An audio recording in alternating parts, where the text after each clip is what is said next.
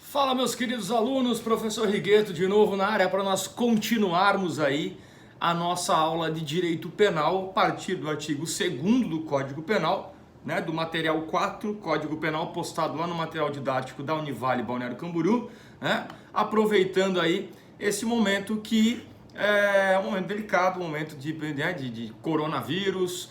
Não esqueçam aí sempre, né, se hidratando bastante, tomando bastante água,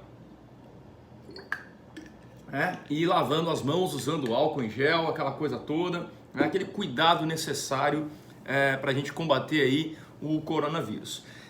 Pessoal, eu acho que eu já cheguei a comentar num outro vídeo, se eu não comentei, eu repito aqui, nós temos um aprendizado aí que eu adquiri com um dos coachings mais bombásticos aí do Brasil, que se chama Wendel Carvalho, num programa chamado Protagon, um curso chamado Protagon que eu fiz com ele, e ele na verdade deixou muito claro 3 hipóteses e a verdade, né? Primeira hipótese, a gente tem 3 hipóteses na vida, né? Reclamar, aceitar ou agir massivamente. O reclamar é reclamar do que está acontecendo, reclamar de tudo. Não adianta a gente reclamar, né? A gente tem que tirar proveito disso. Olha só, a gente tem a tecnologia, a gente tem hoje o conforto da nossa casa, proximidade com os nossos familiares, né? E automaticamente tem gente em situação pior aí, muitas vezes em hospitais, assim por dentro. A gente está tranquilo, graças a Deus. Espero que todos vocês estejam bem também, para a gente poder ir continuando e estudando o nosso conteúdo, né? Aceitar é simplesmente dar um sim, um ok, ponto, mas também não sair daquela zona de conforto. E o agir massivamente é o que a gente está fazendo.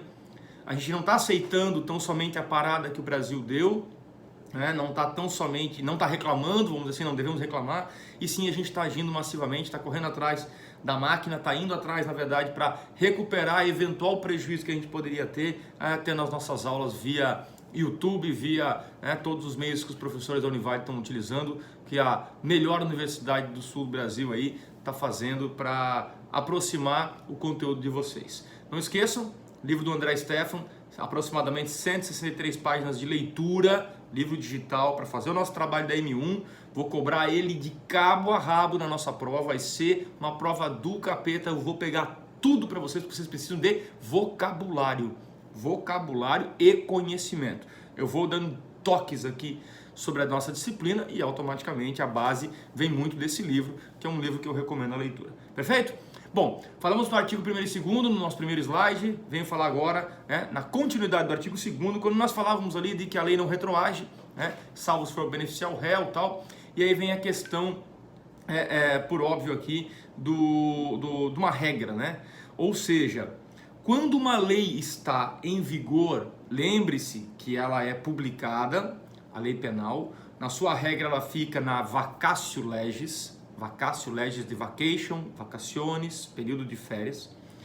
Depois ela entra em vigor. Quando ela entra em vigor se chama atividade. Uma lei está em atividade, porque a lei está em vigor, tá? Existe uma exceção, e aí é que eu vou trabalhar com vocês aqui. Se chama extra-atividade. Como é que funciona essa extra-atividade, professor?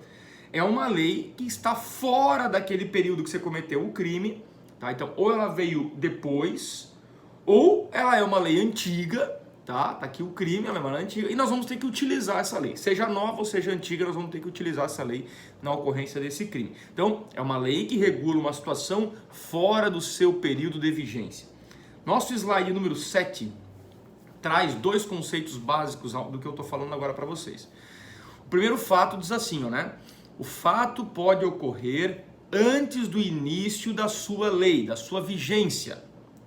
Quando o fato ocorre antes da vigência da lei, imagina que a lei entrou em vigor somente depois, você tem a retroatividade, voltar no tempo, sempre lembrando que conta a data do fato.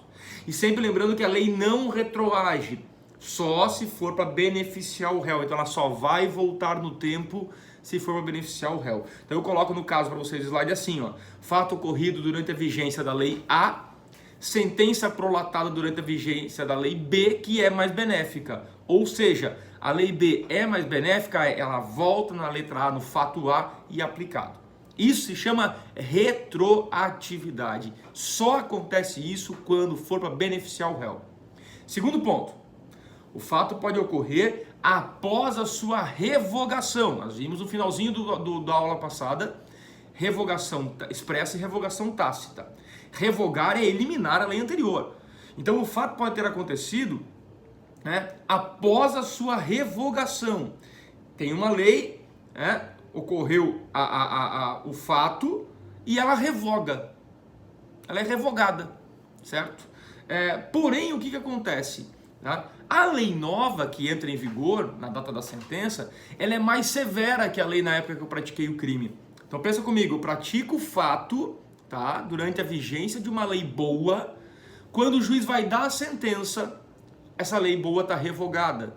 Só existe uma lei má, uma lei mais severa. Essa lei mais severa não pode ser aplicada, porque a mais severa não retroage, não volta no tempo, só voltaria se fosse para beneficiar. Então qual lei que eu tenho que utilizar? Eu tenho que ir lá atrás buscar a lei velha. Quando eu vou buscar a lei que já faleceu, quando eu vou ressuscitar aquela lei, eu chamo isso de ultratividade. Ultratividade, tá? Então essa é a ideia dentro do nosso processo, do nosso direito penal. Retroatividade, fato, sempre olha a data do fato. Retroatividade, a lei nova boa está aqui, ela volta no tempo. Fato. Ultratividade, a lei boa estava aqui, aqui era uma lei mais severa, aqui é a lei boa morreu porque entrou em vigor a lei mais severa, certo? Porém eu vou ressuscitar a lei velha, ultratividade. E aí existem algumas hipóteses, tá? Eu fui colocando alguns nomes em latim ali que vão justificando essas hipóteses. O primeiro deles se chama abolitio criminis. Abolitio criminis é quando a lei posterior deixa de considerar aquele fato anterior criminoso. Aquele fato que era crime deixou de ser considerado crime. Isso se chama abolitio criminis, de abolição. Existe um negócio chamado ainda novatio legis in melius, nova lei para melhorar. Novatio legis in melius, ela retroage porque ela está beneficiando o réu. Novatio legis in pejus, nova lei que vem piorar a situação daquele agente. Essa lei não retroage, vale daqui para frente e, consequentemente, eu teria que utilizar a ultratividade, a lei antiga, que era mais benéfica que essa lei nova.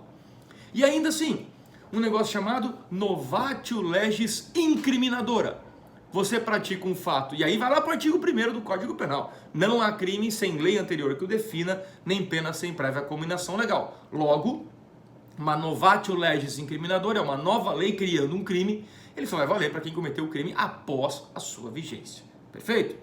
Bom, finalizando esse slide número 8, eu coloco assim, ó, denomina-se retroatividade o fenômeno pelo qual uma norma jurídica é aplicada a um fato ocorrido antes de sua vigência.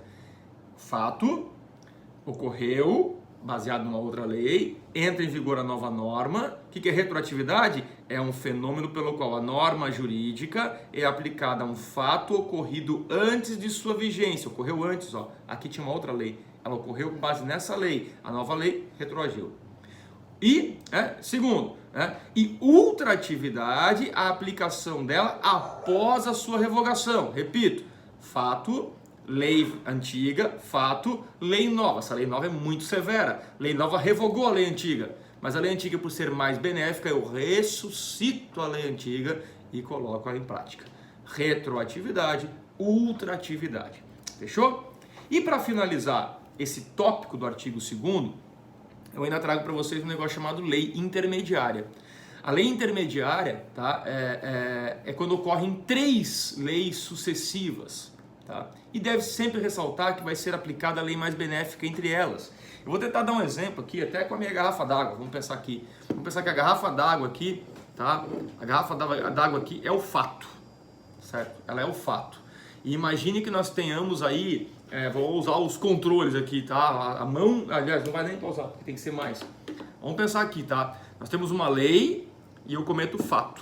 Essa lei, na verdade, é a lei com pena de 5 anos, tá? Depois eu tenho uma nova lei com pena de 2 anos. Depois eu tenho uma nova lei com pena de 10 anos. 5, fato. 2, 10. Qual que eu uso? Eu uso aquela de 2, porque ela vai retroagir, ela é mais benéfica, Perfeito? Segundo exemplo. 5 anos, 10 anos, não é mais crime. 5, 10, não é mais crime. Qual que eu uso? Não é mais crime, é mais benéfico. Volta. Fechou? Finalizando o exemplo da lei intermediária. 2 anos, 5 e 10. 2 anos, fato. 5 e 10. Qual lei que eu uso? 2 anos. Ultratividade, tá vendo? Retroatividade, quando as leis novas voltam no tempo, se forem benéficas. Ultratividade, quando uma lei velha é utilizada. Então é simples, pessoal, não é difícil de entender. Aqui a gente fecha a nossa ideia do artigo 2º, tá? E eu quero ver se eu consigo, como a gente está, é a primeira vez que a gente está utilizando essa técnica dentro da universidade, a gente não é um curso à distância, né? A gente é um curso presencial. Eu quero ver se eu consigo marcar com vocês aí, de repente nem que seja na segunda-feira à noite ou na terça à noite tem horário de aula, para a gente fazer uma live no YouTube, tá? Para tirar as dúvidas, para esclarecer uma série de pontos. Eu queria ver, eu vou postar até no meu Instagram e eu queria que vocês participassem. Meu Instagram @LuizEduardoRigueto, para ver o que vocês acham de a gente fazer uma live na segunda-feira, ou na terça à noite. Vamos ver o que a gente consegue fazer, ou até mesmo no domingo. Eu estou disposto a gente montar uma live aí no domingo. Eu vou colocar para vocês ver o que vocês acham. A gente pode montar uma live certinho, beleza? Até daqui a pouco, abraço.